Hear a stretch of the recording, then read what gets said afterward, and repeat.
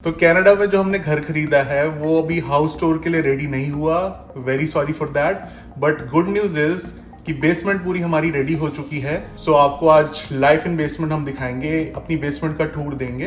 तो जब हम कनाडा आने वाले थे, मेरे माइंड में, हम दोनों के माइंड में एक्चुअली, बेसमेंट की परसेप्शन जो थी वो बहुत डिफरेंट थी। और जब हम कनाडा आए, थोड़ा टाइम यहाँ पे रहे, बेसमेंट में रहे, तो हमारी परसेप्शन बिल्कुल डिफरेंट हो चुकी है। हमें लगता नहीं था कि वहाँ पे कोई रह भी सकता है बेसमेंट में। इंडिया में नॉर्मली कल्चर नहीं है बेसमेंट्स का। जो लोगों को थोड़ा बहुत आइडिया है, हमने जो बातें सुनी थी तो हमें थोड़ा डर लग रहा था जब हम यहाँ आ रहे थे, बट यहाँ आने के बाद हमारी परसेप्शन चेंज हो चुकी है। कनाडा और यूएस में बेसमेंट्स का कल्चर बहुत ज्यादा है।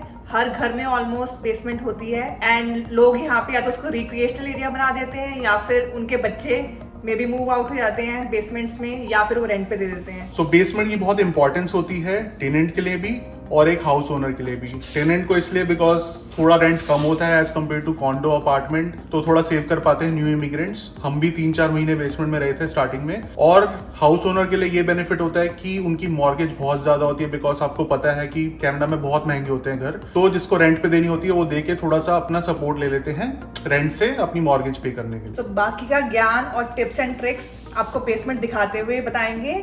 So let's go. ये हमारे घर की मेन एंट्रेंस है, बट बेसमेंट के लिए हम साइड से जाएंगे क्योंकि उसकी सेपरेट एंट्रेंस है। अब आप एक्सपेक्ट कर रहे होगे कि हम यहाँ पे क्योंकि सास भी कभी बहू थी का सॉन्ग चलाएंगे, लेकिन वो हमने सेव करके रखा है हमारे मेन होम टूर के लिए। Let's go. Welcome to our house.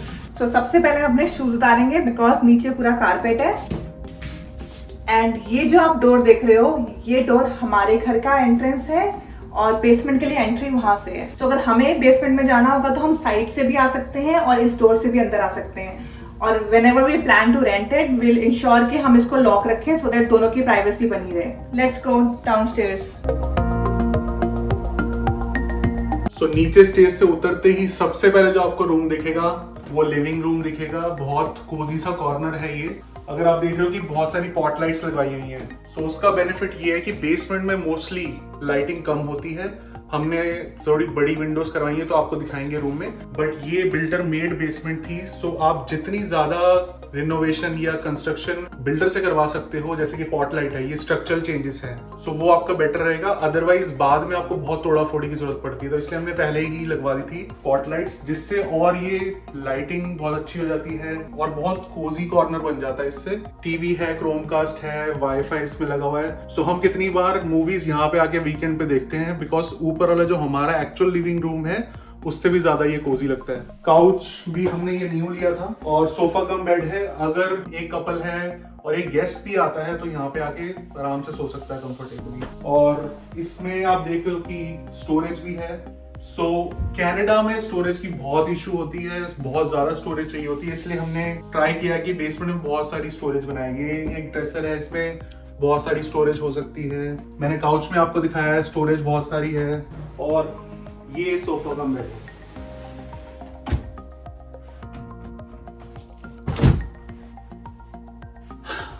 अब आ जाओ तुम भी, थोड़ा सा ज्ञान बांटे। तो मेरा पार्टनर इन क्राइम आ गया है जिसने पूरी स्क्रिप्ट लिखी है इस वीडियो की, तो आपको थोड़ा और ज्ञान देंगी मैडम अब। सो अभी हमने बात की पॉट लाइट्स की। सो ये तो रात के लिए हो गया कि आपको रूम में रोशनी चाहिए। नॉर्मली बेसमेंट्स जो होती हैं वो बहुत दिन में भी डिप्रेसिंग होती हैं अगर लाइट ना आए अंदर प्रॉपर। सो आपके लिए ये प्रो टिप है कि अगर आप कोई बेसमेंट देखने जा रहे हो तो आप ट्राई करोगे कोई ऐसी बेसमेंट लो जहाँ पे बहुत सारी विंडोज हो और बहुत सनलाइट अंदर आती हो, अदरवाइज बहुत डिप्रेसिंग हो जाता है। हम रहे हुए, हमें पता है। और दूसरी चीज ये है कि ट्राई करोगे अगर आपको वॉकआउट बेसमेंट मिलती है तो।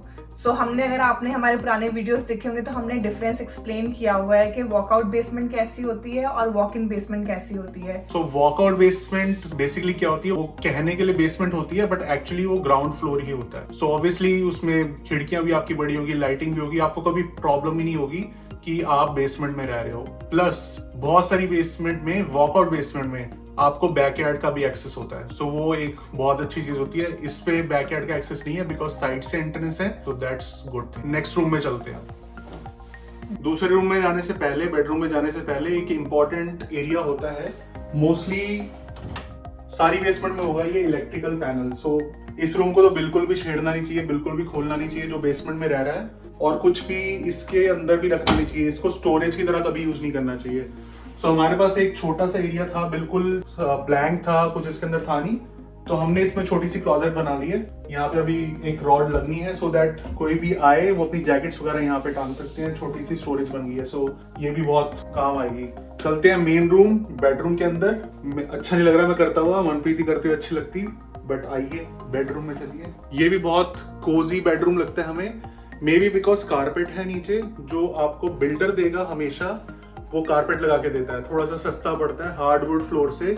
और टाइल्स नहीं लगानी चाहिए बिकॉज टाइल्स से बहुत ज्यादा ठंडा हो जाता है। बेसमेंट मोस्टली वैसे ही ठंडी होती है। अगर ऊपर टेम्परेचर फर्स्ट फ्लोर पे आपने सेट कर रखा होगा 22 सेल्सियस, तो नीचे 20 डिग्री सेल्सियस ही होगा, या फिर 21 डिग्री सेल्सियस होगा, थोड़ा कम ही होगा। तो थोड़े डक्ट्स वगैरह बंद रखने पड़ते हैं उसके लिए। तो जब भी आप बेसमेंट में जाओगे ये बात जरूर ध्यान रखना कि ठंडी होगी थोड़ी सी ज्यादा, और आवाज भी आएगी। ऊपर अगर कोई चलेगा भी या फिर थोड़ा सा टीवी की वॉल्यूम ज्यादा भी होगी तो नीचे आवाज जाती है, और नीचे से भी ऊपर जाती है ऑफकोर्स। और थोड़ी सी बढ़िया हमारी इंडियन खाने की स्मेल भी पूरे घर में जाती है। तो नीचे अगर कुछ सामान बनेगा उसका ऊपर से आएगी स्मेल, ऊपर से नीचे आएगी। सो कोजी है बहुत, कारपेट है, इतना कोजी है कि हम यहाँ पे भी सोए हुए हैं। जब एसी नहीं था, जब गर्मी लग रही थी, तो हमें बताया हमारे नेबर्स ने, बहुत अच्छा आइडिया दिया कि बेसमेंट ठंडी होती है, अब नीचे जाके सो जाओ। और सीरियसली बिल्कुल ठंडी थी, हमें फैन की भी जरूरत नहीं पड़ी। तो एक अच्छी बात होती है बेसमेंट में ठंड में, अगर आपको गर्मियों में ठंडी बेसमेंट का यूज करना है। एंड एक और एरिया होता है जो मोस्टली हर बेसमेंट में होगा, स्पेशली हॉल्टन रीजन, ओकविल में न्यू घर जो भी बन रहे हैं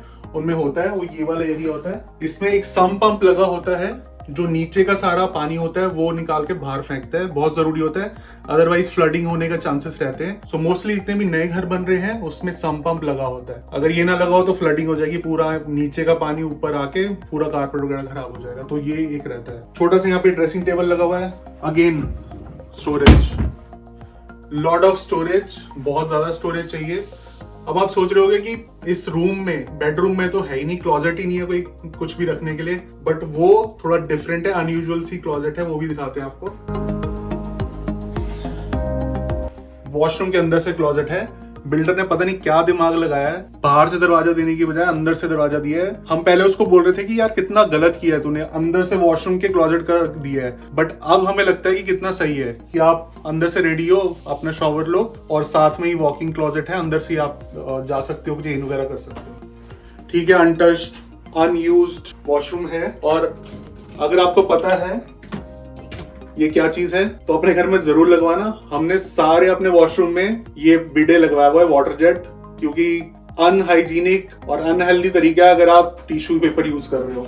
तो देसी लोगों से बहुत सीखने की जरूरत है, अंग्रेजों को, हम उनसे ज्यादा एडवांस हैं इस चीजों में।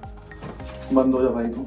शॉवर है, बाथटब सिंपल, और ये टब है बट इसका कोई इतना ज्यादा यूज नहीं होता। इससे ज्यादा बेटर जो यूज होता है स्टैंडिंग शॉवर का यूज होता है, बिकॉज बाथटब में आप कितनी बार ही चले जाओगे, राइट, बट शॉवर तो डेली लेना होता है। सो हमने ऊपर जो अपने रूम में लगवाया है, एक बाथरूम में हमने स्टैंडिंग शॉवर ही लगवाया है, वो बहुत ज्यादा यूजफुल है। सबसे अच्छी बात यह है कि बेसमेंट में भी आप देखो कि टब लगा हुआ है। अपार्टमेंट में, कॉन्डो में, सब जगह मोस्टली आपको टब तो मिल ही जाएगा, स्टैंडिंग शॉवर भी होता है बट मोस्टली टब मिल जाएगा। सो बहुत अनयूजुअल है ये, हमारे घरों में इंडिया में इतना कॉमन नहीं होता टब, राइट। अब दिखाते सबसे अनोखी वॉकिंग क्लोजेट, जो कि हर घर में होती है। लाइट को क्या हो गया भाई। तो ये है वॉकिंग क्लोजेट, बहुत सारा यहाँ पे भी स्टोरेज हो सकता है आराम से। एंड लाइट कम है, थोड़ी लाइट बढ़ानी पड़ेगी। ये भी एक स्टूपिडिटी करी है बिल्डर ने। ये छोटी मोटी चीजें आपको थोड़ी ध्यान रखनी होती है कि उसने यहाँ पे कोई लाइट का कनेक्शन नहीं दिया। ये एक डॉलरामा से बैटरी वाली लाइट लगाई हुई है, बट इतना ज्यादा इसका कोई यूज नहीं है, एक और लगानी पड़ेगी। चलते हैं बाहर बाथरूम से। ये कोई इतना फेवरेट रूम नहीं है, तो नॉर्मल रूम है। Let's go. तो जैसे कि आपको पता है कि हमने ये जो घर लिया है ये ब्रांड न्यू घर है, और हमारी जो बेसमेंट थी ये बिल्डर मेड थी। सो ये बहुत बड़ा फैक्टर था हमारा इस घर को चूज करने का, क्योंकि जब बिल्डर कोई चीज बनाता है सो वो इंश्योर करते हैं कि सारे सेफ्टी मेजर्स जो हैं वो इन प्लेस हैं, और वो इंश्योर करते हैं कि सब कुछ प्रॉपर सिटी से अप्रूव्ड है कि नहीं है। So by safety features I mean कि जो बेसमेंट्स होती हैं वहां पे नॉर्मली एक ऐसी बड़ी एस्केप विंडो होनी चाहिए, so that in case of emergency आपको बाहर निकलने का एक वे होना चाहिए, अगर मे बी स्टेयर्स ब्लॉक्ड है या कोई रीजन है। दूसरी चीज जो होती है वो होती है स्मोक डिटेक्टर्स। सो जब बिल्डर्स बनाते हैं या फिर जब लीगल बेसमेंट होती है तो उसमें हर रूम में स्मोक डिटेक्टर्स जरूर होते हैं। So again like for your safety. जैसे कि पीछे आप देख रहे हो, ये अप्रोक्सीमेटली 5x3 विंडो है, बहुत बड़ी विंडो है, और 2 विंडोज और भी हैं इसी रूम में, जो कि बहुत अनयूजुअल होता है। बेसमेंट में रूम में बहुत कम विंडोज होती है, बहुत छोटी विंडोज होती है। जिसमें हम रुके थे उसकी इतनी विंडो थी, और जब स्नो पड़ती थी वो सारी कवर हो जाती थी, अंदर बिल्कुल अंधेरा हो जाता था दिन में भी। So as compare to that बहुत ज्यादा बड़ी विंडोज हैं, बहुत लाइट आती है दिन में। तो जैसा कि आप देख रहे होगे, लिविंग एरिया में भी, बेडरूम में भी, बाथरूम में भी, सब कुछ हमने न्यू फर्नीचर बाय किया हुआ है। फर्निश बेसमेंट है, तो आप देख सकते हो जब आपको बेसमेंट लेनी है कि फर्निश बेसमेंट लेनी है आपको या अनफर्निश्ड लेनी है। फर्निश में ये है कि आपको सारा फर्नीचर, सारे अप्लायंसेस आपको इंक्लूडेड मिलेंगे, आपको कुछ भी लेके नहीं आना। अब इस वाली बेसमेंट में अगर हम रेंट पे चढ़ाने की सोचें इसको, सो कोई बंदा आएगा सीधा अपने कपड़े लेके और सीधा रहना लग सकता है, कोई उसको एक्स्ट्रा फर्नीचर लाने की या अप्लायंसेस खरीदने की जरूरत नहीं है। सो आप लोग जब नए आओगे कनाडा में तो आपके लिए एक बहुत इंपॉर्टेंट इन्फॉर्मेशन है कि आप फर्निश्ड बेसमेंट ट्राई करो। बिकॉज जब आप इनिशियली आते हो तब आपके पास खाली कपड़े होते हैं और बाकी थोड़ा बहुत जरूरत का सामान होता है। सो फर्निश्ड बेसमेंट में आपको इनिशियली कोई खर्चा नहीं करना पड़ेगा। सो वहाँ आप बहुत पैसे सेव कर सकते हो, और ऑब्वियसली आप रेंट पे रह रहे हो तो आप क्यों फर्नीचर खरीदोगे, राइट? सो इसलिए ट्राई करो कि आपको फर्निश्ड बेसमेंट मिल जाए अच्छी। अगर हमारी अवेलेबल हुई तब तक तो आप हमारी ले लेना। थोड़ा सा रेंट ज्यादा होगा फर्निश का, of course, for obvious reasons, क्योंकि इतना ज्यादा फर्नीचर लिया होता है जो ओनर होता है, but that's worth it. Because अगर आप अपना फर्नीचर लोगे, उसको मूव करोगे घर में, फिर उसको 5-6 महीने बाद आप मूव करोगे दूसरे घर में, बिकॉज स्टार्टिंग में आप घर चेंज करोगे according to your job. So starting में फर्नीचर बाय करना is not the right thing. चलो अब चलते हैं हार्ट ऑफ द होम में, जो है किचन। Let's go. चलो। सो कनाडा में एक बहुत अच्छी चीज है कि जब आप घर रेंट करते हो तो आपको सारे अप्लायंसेस इंक्लूडेड मिलते हैं, अनलाइक इंडिया। ऑब्वियसली आपको यूटिलिटीज का बिल तो खुद पे करना पड़ता है, बट अदरवाइज आपको उसकी हैसल नहीं होती। जैसे आप देख रहे हो कि हमने स्पेशली एक फ्रिज रखा है नीचे, एंड थोड़ा बहुत माइक्रोवेव कुकिंग के लिए रखा है, सो दैट कोई अगर यहाँ पे आके रहे, कोई फ्रेंड रहे या फिर मे बी फैमिली, तो उनको कोई दिक्कत ना हो। सो बेसिक अप्लायंसेस हमने रखे हुए हैं, जैसे कि फ्रिज और माइक्रोवेव। स्टोव अभी हमने नहीं लिया है बिकॉज ऑब्वियसली ऊपर बहुत खर्चा हो चुका है, सो अभी जरूरत भी नहीं है हमें उसकी, तो हमने वो भी परचेज नहीं किया है। ऑब्वियसली इन फ्यूचर कभी हमने रेंट करने का सोचा तो हम परचेज करेंगे ही। अभी कोविड की वजह से सब कुछ होल्ड पे है और हम ट्राई भी नहीं कर रहे हैं अभी कुछ। सो लेट्स सी आगे फ्यूचर में क्या होता है। सो हमने अपने साइड से जो चीजें इंक्लूड करानी थी उनमें स्टोरेज स्पेस बहुत ज्यादा प्रेफर किया है। जैसे आप देख रहे हो बहुत स्टोरेज स्पेस है यहाँ पे। सो ये भी अगेन एक गुड पॉइंट है कि अगर आप घर ले रहे हो और आपका बिल्डर ये ऑप्शन दे रहा है आपको कि वो फर्निश कर सकता है बेसमेंट, तो ये सारी चीजें जरूर बनवाना, बिकॉज स्टोरेज बहुत जरूरी है यहाँ पे। अगर स्टोरेज नहीं होती तो लोग एक्स्ट्रा पैसे देके बाहर चीजें स्टोर करते हैं। So that's like a good thing to keep in mind. और स्टोरेज से मुझे याद आया कि हमने एक और सेक्शन यूटिलाइज किया है जो कि सीढ़ियों के नीचे होता है। वहां भी हमने अपने बिल्डर से बोल के स्टोरेज बनवाई है, जैसे कि आप देख रहे हो। और देसियों का घर में कोई कोना खाली नहीं होता, तो आपको ऑलरेडी दिख रहा होगा सामान वहां पे। Again another cabinet for storage, यहाँ पे स्टोरेज के लिए स्पेस है। सो हमने ट्राई किया कि हम जहाँ जहाँ यूटिलाइज कर पाए स्पेस, वहाँ हमने स्टोरेज के लिए एक्स्ट्रा स्पेस बनाया है। Now let's go to one important room जो कि है इस घर का हार्ट, जहाँ पे फर्नेस रूम है और जहाँ सारे इलेक्ट्रिकल इक्विपमेंट्स इंस्टॉल्ड होते हैं। सो नॉर्मली किसी भी घर की जो बेसमेंट होती है वहाँ पे सबसे इम्पॉर्टेंट रूम होता है, और यहाँ पे बहुत लिमिटेड एक्सेस होना चाहिए, बिकॉज कुछ भी गड़बड़ हुआ तो पूरे घर का सिस्टम खराब हो सकता है। Let's go.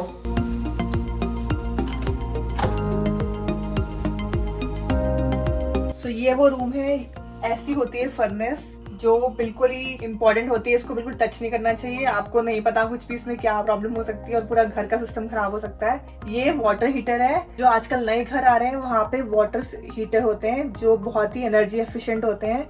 So which is good thing जो हमारे बिल्डर ने लगा के दिया है हमें। और बहुत सारे लोगों की मेरे इंस्टाग्राम पोस्ट पे ये क्वेरी आती है कि जो लड़कियां यहाँ पे आई है, स्पेशली लड़कियां, उनके बहुत हेयर फॉल होता है और उनकी स्किन बहुत ड्राई हो जाती है कनाडा आके। तो वो मुझसे पूछते हैं कि आप क्या रेकमेंड करोगे, कौन सी स्किन क्रीम लेके आए, क्या हेयर शैम्पू लेके आए। सो उसका जो सबसे बड़ा सोल्यूशन है वो हमने ढूंढ लिया यहाँ पे 2 साल के बाद, after like lot of hair fall, जो है वाटर सॉफ्टनर। सो अगर आप घर ले रहे हो तो आप ट्राई करो कि आप अपने घर में वाटर सॉफ्टनर जरूर इंस्टॉल कराओ, बिकॉज उससे बहुत डिफरेंस आता है। आपका हेयर फॉल इशू जो है वो सॉल्व हो जाता है एंड स्किन केयर इशू भी कोई प्रॉब्लम नहीं होती है। और अगर आप बेसमेंट में रह रहे हो रेंट पे या फिर आप अपार्टमेंट में रह रहे हो तो आप शावर हेड्स अलग से परचेज कर सकते हो। आई थिंक Amazon पे बहुत इजीली मिल जाते हैं, सो उससे भी वही बहुत इफेक्टिव होते हैं। उसका लिंक मैं डिस्क्रिप्शन में डाल दूंगी, प्लीज चेक दैट आउट। अब जैसे कि आप यहाँ पे देख रहे हो, यहाँ पे एक और सिस्टम इंस्टॉल्ड है, इसे बोलते हैं HRV। सो HRV का क्या यूज होता है, वो नॉर्मली जो बाहर की फ्रेश एयर है उसे घर के अंदर सर्कुलेट करता है, बिकॉज सारी विंडोज बंद होती है नॉर्मली और हम दरवाजे नहीं खोलते, स्पेशली विंटर्स में भी। तो बहुत जरूरी होता है कि HRV हमारा इंस्टॉल्ड हो और वो वर्किंग हो। और ये नए घरों में ही आई थिंक होता है, I don't know about old houses. अगर आपके पुराने घर में रह रहे हो और आपका है इंस्टॉल्ड या आपने सेपरेटली कराया है तो वेल एंड गुड, बट हमें ये बाय डिफॉल्ट मिला था। नेक्स्ट आ जाते हैं हम लॉन्ड्री पे। सो आप नोटिस करोगे कि नॉर्मली जो घर होते हैं उनकी एक बेसमेंट में लॉन्ड्री होती है, बट हमारे केस में एक और रीजन इस घर को परचेज करने का ये था कि हमें लॉन्ड्री ऊपर मिल रही थी। सो बहुत फायदा होता है, नहीं तो आप पूरे कपड़े उठा के नीचे लेके आओ, उनको वॉश करो, फिर ऊपर लेके जाओ। हमने स्पेस लूज किया एक रूम का, बट आई थिंक वो हमारे लिए बहुत यूजफुल है लॉन्ड्री ऊपर होना। सो हमने नीचे अलग से यूनिट बनाने के लिए ये सेपरेट मशीन परचेज करी है। From a rent point of view, अगर आप कोई बेसमेंट देख रहे हो और आपको वहाँ पे अलग से लॉन्ड्री मिल रही है, सो that's like really good.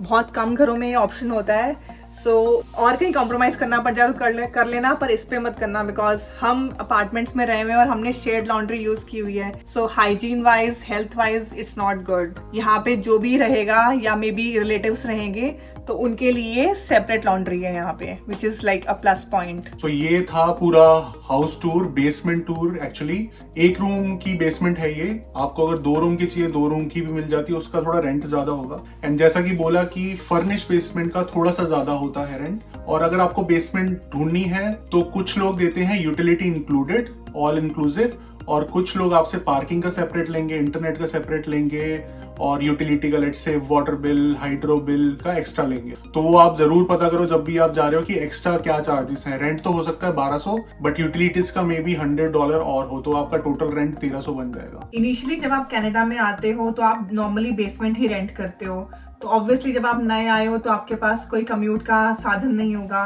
Car नहीं होगी, मे बी कुछ और बाइक वगैरह नहीं होगी। सो आप कुछ चीजों का ध्यान रख सकते हो, जैसे कि जो आप बेसमेंट रेंट कर रहे हो वो पब्लिक ट्रांसपोर्ट से कितनी दूर है। बहुत इजीली कनाडा में ये चीजें पता करी जा सकती हैं। आप वॉक स्कोर जाके चेक कर सकते हो किसी भी वेबसाइट पे, एंड आप इंश्योर कर सकते हो कि जो गो स्टेशन है वो आपके बेसमेंट और घर के बहुत पास हो, सो दैट आपको बहुत बसेस चेंज करके ना ट्रेन पकड़नी पड़े। और वॉक स्कोर से ज्यादा जो आपको ध्यान रखना पड़ेगा कि ग्रोसरी स्टोर कितना पास है आपके घर से, बिकॉज स्टार्टिंग में आपके पास कार नहीं होगी और ग्रोसरी उठा के बसेस में आना बहुत डिफिकल्ट है, हमें पता है, हमने किया हुआ है। सो स्टार्टिंग में आप ट्राई करना कि अगर आपके घर से वॉकिंग डिस्टेंस पे ग्रोसरी स्टोर है, nothing better than that, because आप सीधा वॉक करके ग्रोसरी वगैरह लेके आ सकते हो, बहुत ईजी रहता है। सो अगर लकी हो गए आप तो बेसमेंट आपको अच्छी मिल जाएगी, और लकी हो गए तो आपको सेम रेंट में, लेट्स से 1500 के आसपास आपको अपार्टमेंट कॉन्डो भी मिल सकता है। हमारा 1500 रेंट था हमारे 1 रूम अपार्टमेंट का, तो बहुत डिफिकल्टी से मिलता है, बट मिल सकता है। इस टाइप की बेसमेंट फुल्ली फर्निश आपको अराउंड 1000 से 1400 के बीच में मिल सकती है, depending on the location, depending on walk score and everything. अभी हम नहीं सोच रहे बेसमेंट रेंट करने का, बट जब भी सोचेंगे तो हम फेसबुक मैसेज पे, इंस्टाग्राम पे डाल देंगे, आप कांटेक्ट कर सकते हो। और जैसा कि आपने देखा कि इसकी सेपरेट एंट्रेंस थी, अगर कोई ग्राज से एंट्रेंस है तो ऑब्वियसली उसका थोड़ा रेंट कम होगा, वो थोड़ा कन्वीनियंट नहीं होता। आप ग्राज से एंटर कर रहे हो, सेपरेट एंट्री नहीं है, प्राइवेसी नहीं है। और walkout basement nothing better than that, इससे भी ज्यादा बेटर होती है वॉकआउट बेसमेंट। जैसे कि आपको बोला था कि वो ग्राउंड फ्लोर पे ही होती है, so you don't feel like you are staying in a basement actually. पर उसका नॉर्मली जो रेंट होता है वो ज्यादा होता है, थोड़ा सा ज्यादा होता है। So this was all about life in a basement, कैसा बेसमेंट होती है, आपको बहुत आइडिया मिल गया होगा। बहुत डिफरेंट तरीके की होती है, जरूरी नहीं कि सारी बेसमेंट ऐसी ही होंगी, बट जितनी भी न्यू बेसमेंट है न्यू घरों की, वो ऐसी ही मोस्टली होती है, बड़ी विंडोज होती है और बहुत अच्छे से बनाई जाती है। सो और कोई क्वेश्चन है तो please feel free to comment. Don't forget to like the video. अगर यहाँ तक आके गए हो तो अच्छा ही लगा होगा आपको वीडियो। इंस्टाग्राम पे फॉलो करना मत भूलना, वहां पे भी आप कोई कमेंट कर सकते हो, क्वेश्चन कर सकते हो। सब्सक्राइब करे बिना तो मत ही जाना, बिकॉज अगले जो बड़े ऑसम वीडियो आने वाले हैं वो आपको नोटिफिकेशन में आएंगे नहीं, तो सब्सक्राइब करो और प्रेस दी बेल आइकन। सो ये था आगाज हमारे होम टूर का, ऊपर वाला भी आपको घर जल्दी दिखाएंगे। Till next time, stay safe and stick around.